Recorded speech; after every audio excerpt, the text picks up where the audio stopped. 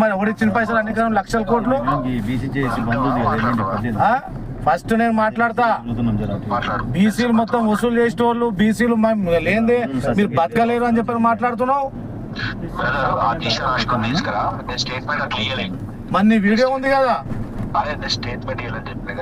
అరే నువ్వు ఏడగలుస్తావు చెప్పు బాయ్, కలిసి మాట్లాడదాం. ఇక మేము ఇప్పుడు రవీంద్రబాద్ కాడ ఉన్నాం. ఏడున్నావు నువ్వు?